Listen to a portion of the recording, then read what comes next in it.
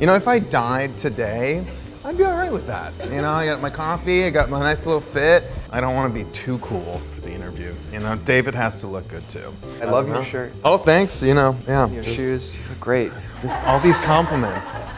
Let's go. Let's go. I climb. I'm a rock climber. So, you know, I think I'm going to be all right. Hello, and welcome to Grave Conversations, the only show where your favorite celebrities get to lie down. I am your host, David Dastmalchian. Today's guest is someone very special and who we hope lives for a very, very, very, very, very long time.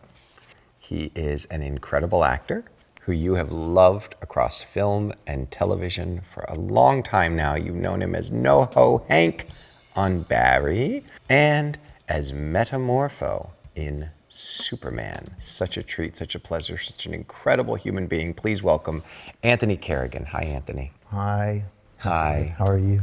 I'm very grateful right now. I was just thinking about the fact that what I'm asking people to do in coming here and being on the show is incredibly vulnerable. And so thank you for being willing to come and do it. Oh, for sure. I think it's so cool, though. I think it's such a wonderful concept. And, you know, something that's not talked about enough is mortality, death, and, you know, it's an interesting kind of angle into, you know, who people really are. So, like, let's go. We are so divided right now as a human species, and I think it's really important to keep reminding people, even the scary stuff that we all have in common. Yeah.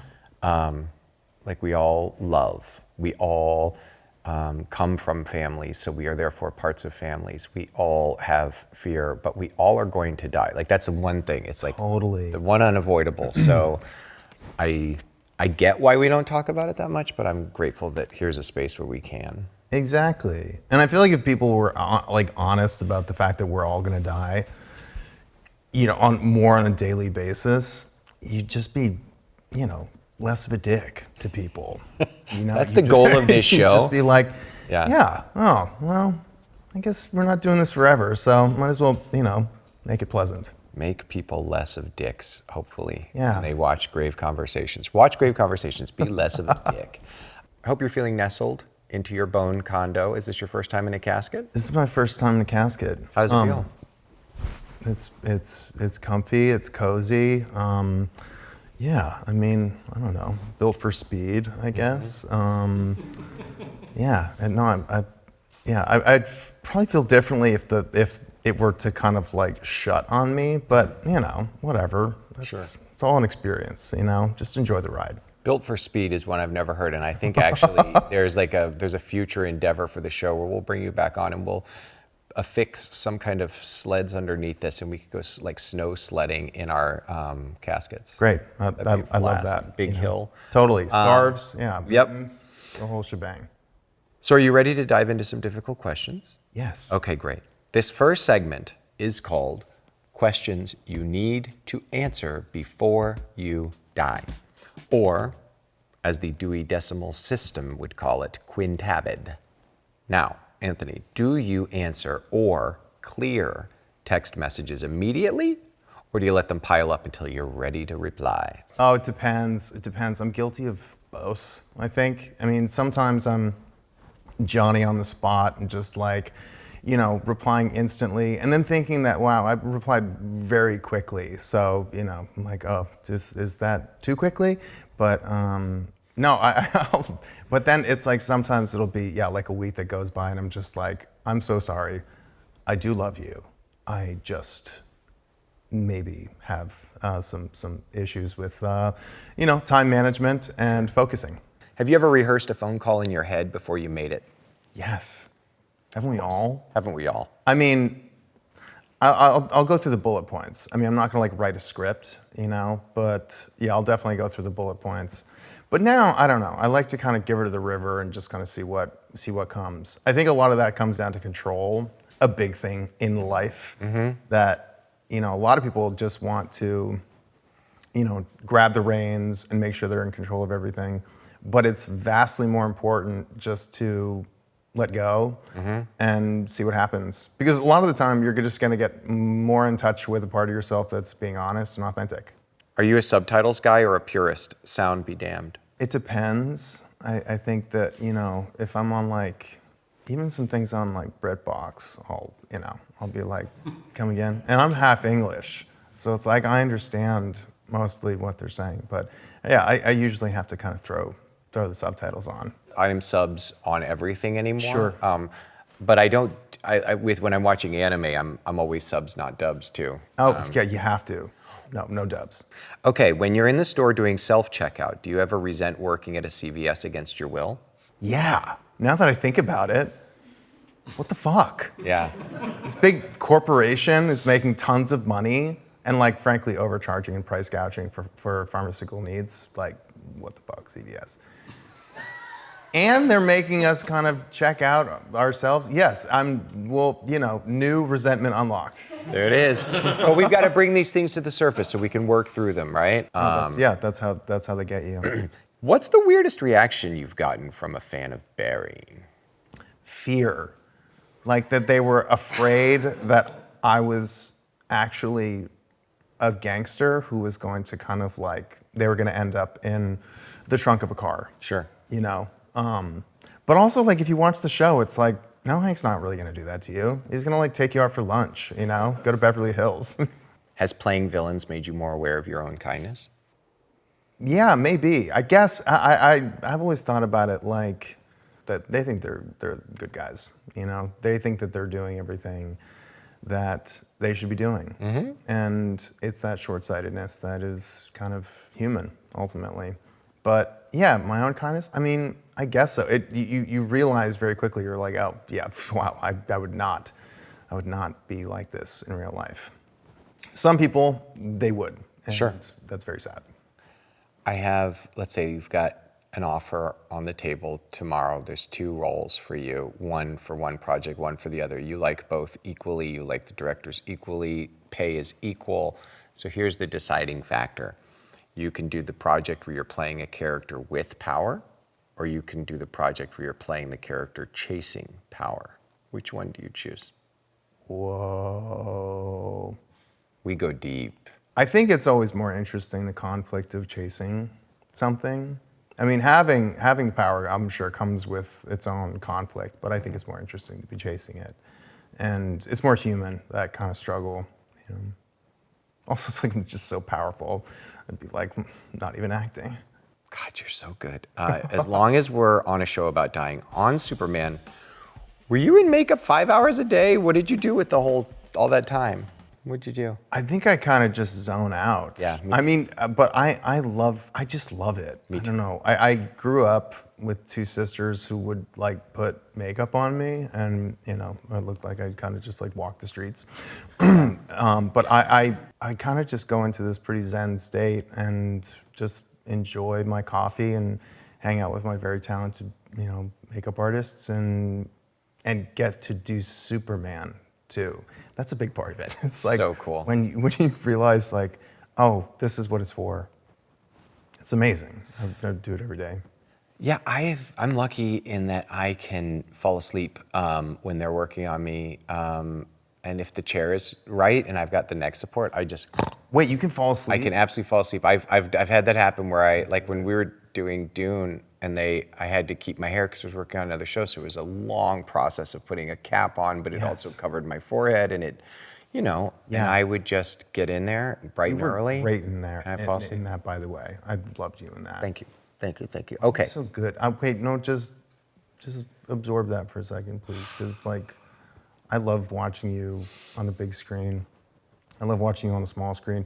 You really do just like, I don't know, there's such an intelligence, such an emotional intelligence that just comes through, and I love it. So, I don't have to like say it again, but just take that, please, okay?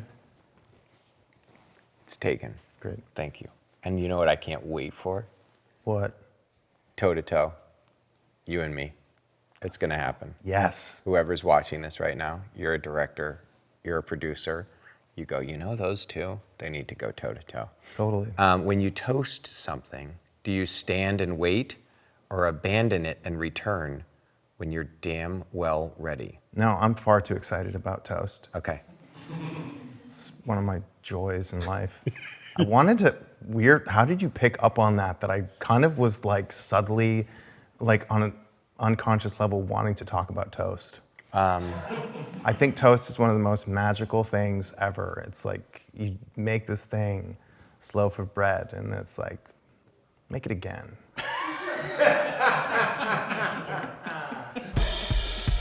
I just see a puff of my dad just go into the sunlight that's like cascading through the windows, and I'm like, oh shit. I love talking about this stuff, especially with someone like David, who's just got the biggest heart and so thoughtful and so sweet and vulnerable himself. Anthony, thank you. Thank you so much. On Grave Conversations, we are trying to normalize conversations about death and dying. Are you ready to talk about end-of-life stuff? Yeah. Well, good, because this is a little segment that we call Death Wish.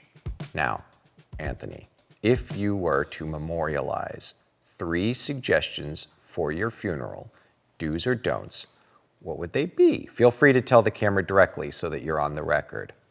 Don't wear all black, but you know, if you feel like it looks good and like flatters you, then like go for it. But you know me, I love pops of color.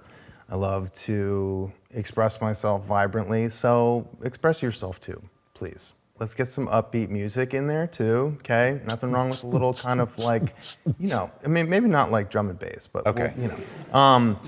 Yeah, I don't know. I think I'd maybe just like have some goodie bags, you know, because why not make it like a birthday party too? You know? That's awesome. Yeah, it's like go home with, you know, go home with a goodie bag and like lots of weird fun stuff, and maybe even just something that I owned, you know, just that I cherished, and just take it. Okay, if you could haunt any person on Earth, who would it be, and how would you haunt them? Okay, I mean, are we talking in like a positive way? Sure. It was positive or not. Like you could be or in a malevolent way. give it somebody that you're scaring every time they're in the toilet. You're telling them you can see it. The list is growing as far as like malevolent haunts. I don't know. I've always considered myself to be a real like. I would love to just dip into a seance. God, that'd be so fun. Absolutely ridiculous. Yep. You know, and just confuse people. Be like, oh, wow. God, that'd be awesome. That's the supernatural? Interest. Okay. Mm-hmm. Okay. Yeah, I mean, as far as, there's certain people in power right now who I would definitely haunt and it would scare the shit out of. Me too. That'd be so fun. Let's do that. Let's double team that. Let's do it. All right.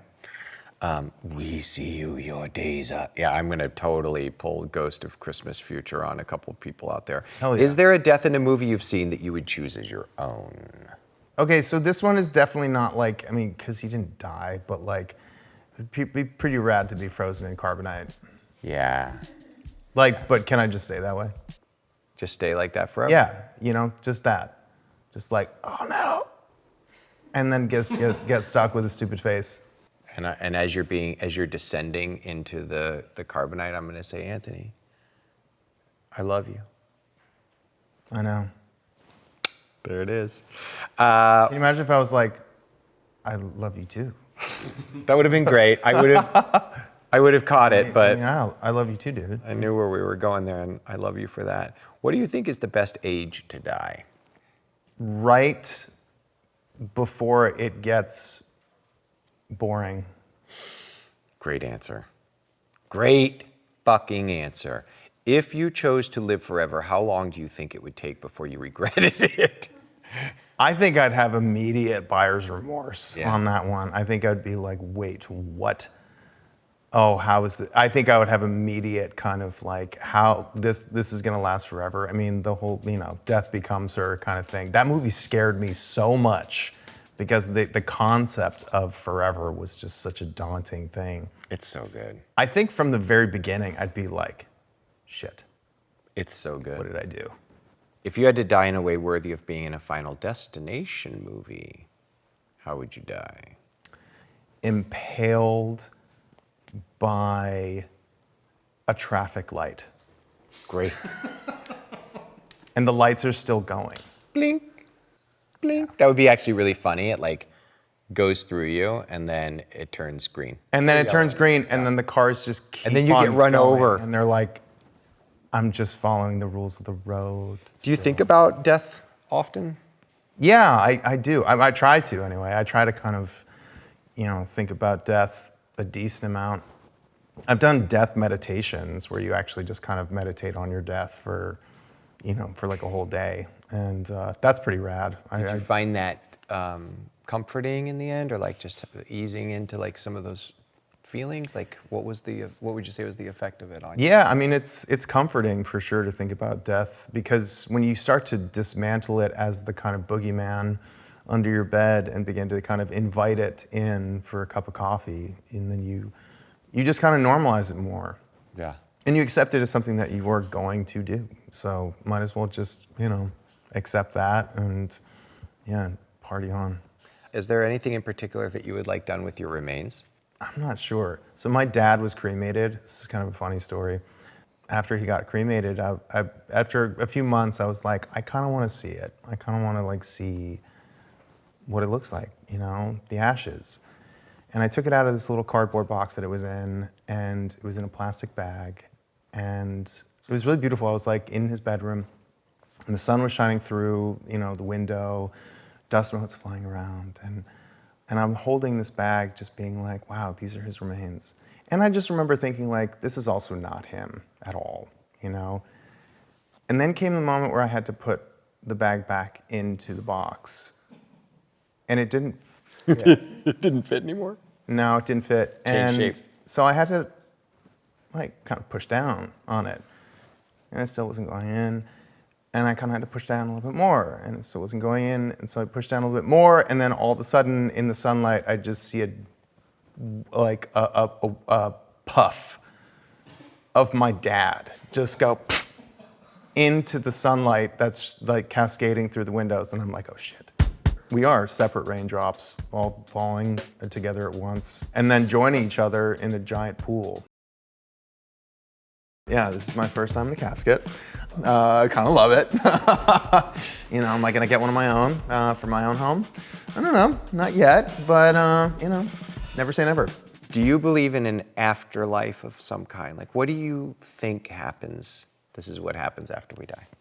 Well, I think for our own sake, our minds are only equipped to understand so much in terms of the scope of things.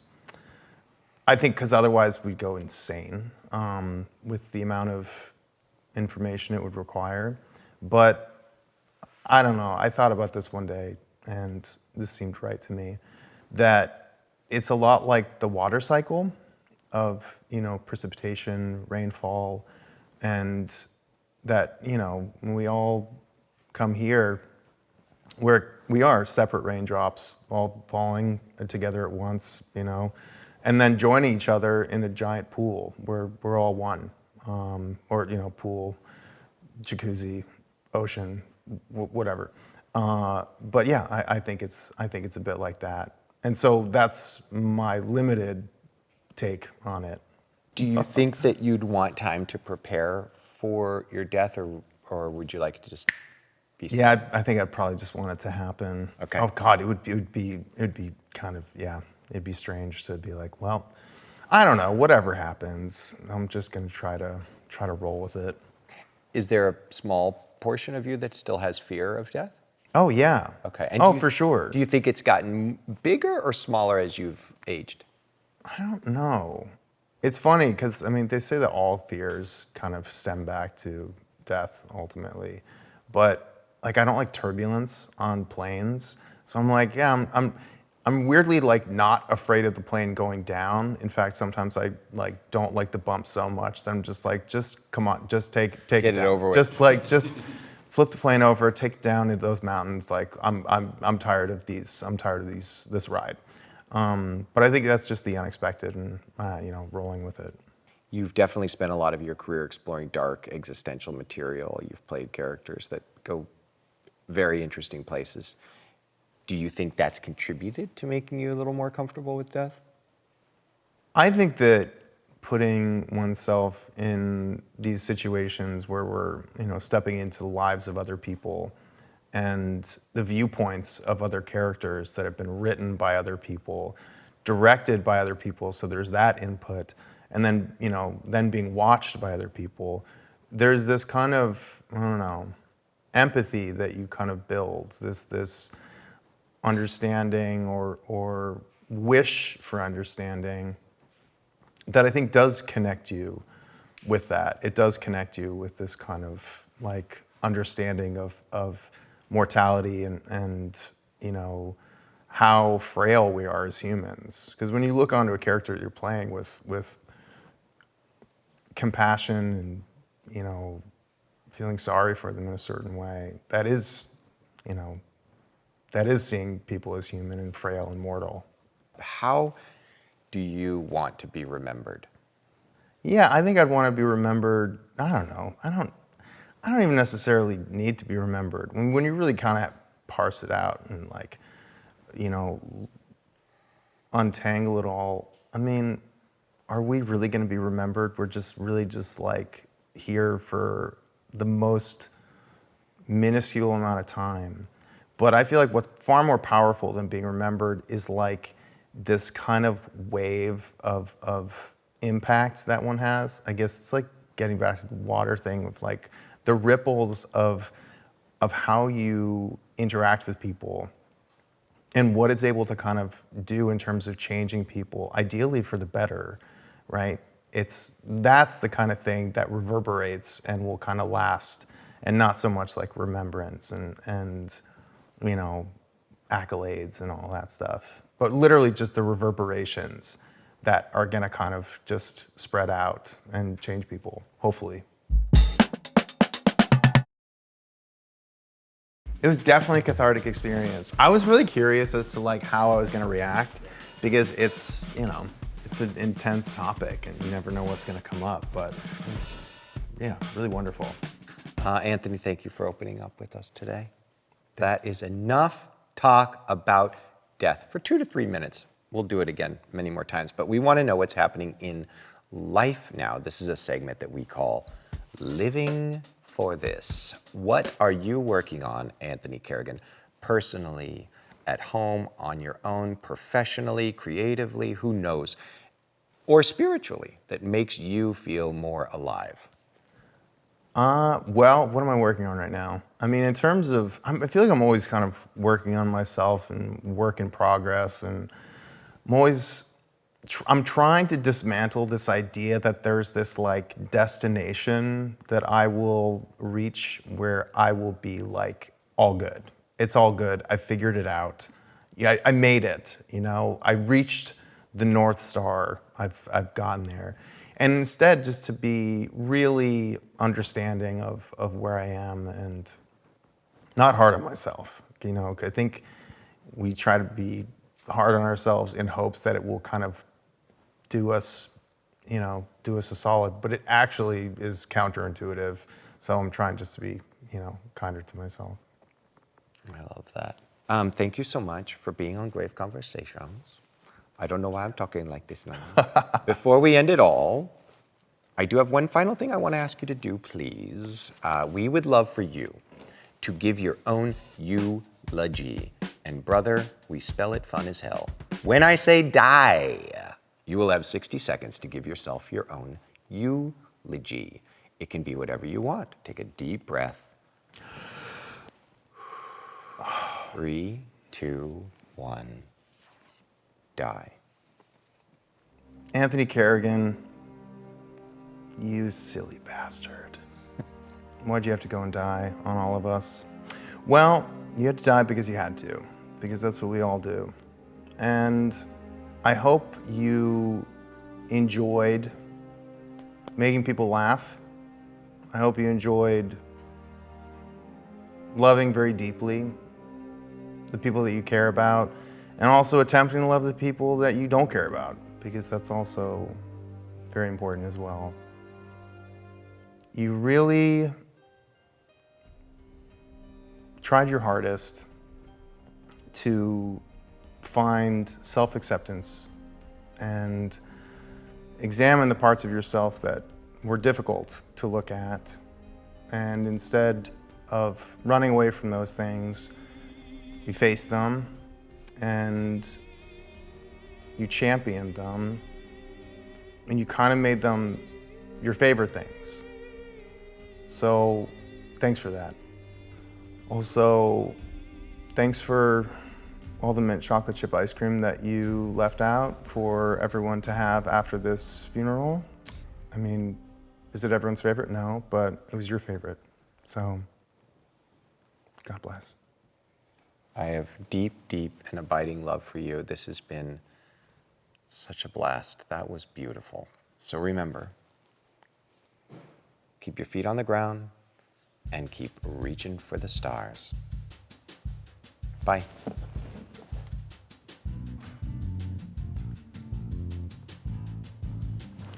Imagine if you like spilled a cup of coffee in here, and then that's all you had for the rest of eternity. If that's how it works. It's like a coffee stain on this beautiful, beautiful fabric. Like, wow. What a bummer. If the coffin ends up closed, let's just get the feet outside of it. Just you know, I wanna like, be able to see like them. Wicked Witch of the West, you know?